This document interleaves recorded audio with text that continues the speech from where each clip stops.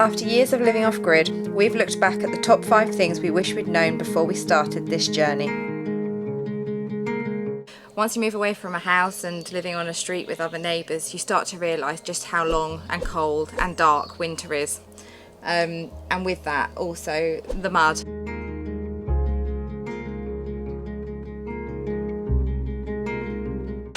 Albie's crying, he's going to come be in the video too. There we go. Generally, we've found the mud, because we work for a living, trying to get out the door, trying to get out the gate, trying to get near your car without getting mud on you. And also you find that it slows you down with your jobs as well.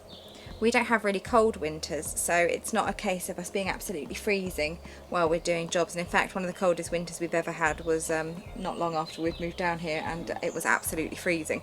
But the majority of the time, it's just a case of it being a bit wet, a bit muddy, and really grey and really dark.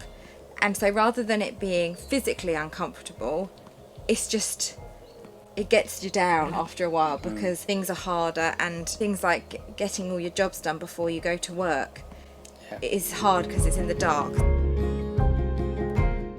So one thing I noticed is on Facebook, when you're on off-grid groups, people come on and they go, I really want to go off-grid so I can make jam and grow all my own food. I want to build up my skill set. I want to learn to be a beekeeper. I want to learn to make jams and preserves and tin food. And we were saying we wanted to do all those things. And actually, when you first get off-grid, if you are building it from scratch, you don't get to those things for a long time, because you're too busy getting water, putting solar installations in, getting your house warm and comfortable, and getting to a point where you can live comfortably without any of those things. It's a time thing as well, isn't it? And actually, although those things are really fun, when you have bees, in order for it to be meaningful and a constructive use of time, you have to do things in bulk. The first hive is really fun, and you go, oh, look at all this lovely honey. The 6th hive, it starts to get a bit much. And it's the same with making jam. The first jar, great.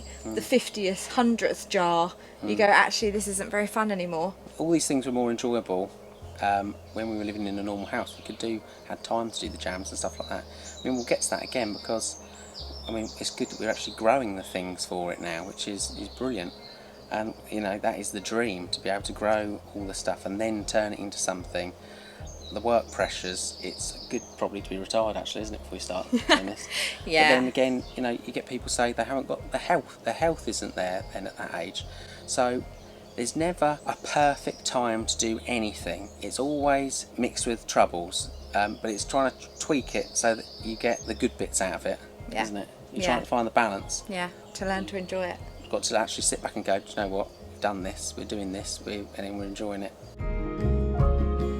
Working full time, or 4 days a week, and living off-grid is really hard. Really, the dream is to be here and not be working. But when you want to save to build a house one day, that's just not realistic. And you've got children who need to be looked after, and we want to... They need to go to school, and they need to look normal and not like they've been in a pigsty. We always said that we wanted to live an off-grid life in a way that didn't mean our children stood out as being different. And sometimes to be able to do that, you have to be able to give them experiences and materialistic things that they need.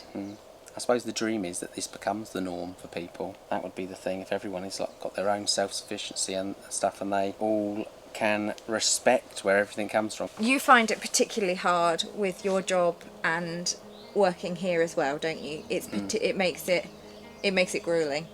It's the physical side of it, isn't it? I'm tired. Now, when you've got to do anything, it's all manual. It's all quite a lot of hard work and physically hard work. When was the last time you were here and had a day off? Is it Christmas? Yeah, must be. That's the only day. Yeah, so security is an issue, isn't it? And when we first got down here, couldn't leave anything here that was expensive, because if you're at work all day, it's going to go. And if people know that you've got expensive stuff down there, and they see you coming and going with anything expensive, they're going to be having the eyes on your place. You can't have it. We've had the business has lots of stuff stolen, you know, trailers and tractors and things like that. And You know, there's nothing like working your gut out for someone else to just come along and steal it all. So we've got cameras up, we've got cameras, we've got fences, we've got dogs, we've got things that slow people down, the cameras, so they come back to your phone and they say someone's there, there's movement, and then you can speak to them down the thing, you can actually set an alarm off on there and things like that. It's a bother because you're always at work and you're like, have a quick look on there, make sure it's all right, have I had any notifications? It's always in your mind. If everyone's well locked out, that means you're very well locked in, Yeah. and getting in and out is really time consuming, especially Yeah. with 2 children. Yeah. I've only done it twice on my own. It's a real pain, but you've got to do it, otherwise your off-grid thing's going to just go in a blink of an eye. You know, as soon as you have a load of stuff nicked like that, they can, if you've got a trailer, they'll load it up with all your stuff and take it away with your own trailer. They're that cheeky.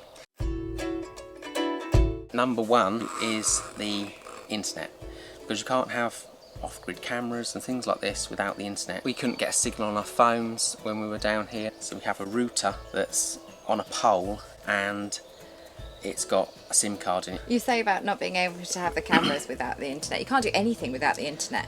And you think that as an off-grid life, that would step away from that, but it doesn't, because you need stuff, and often you need it urgently because you can't just call British Gas to come and solve your problem. The information, just Yeah. the amount of books we would have to carry, you know, when you've got the internet there. It goes like that thing that Ray Mears said, you know, knowledge, something you can take with you and doesn't weigh anything. And that is what the internet is, really. That's why the internet is our number 1 thing, and we didn't get that sorted out early enough. If you are thinking about moving off-grid, why not have a look at our water filtration video as a place to get started. Thanks for watching, and hopefully we'll see you again soon.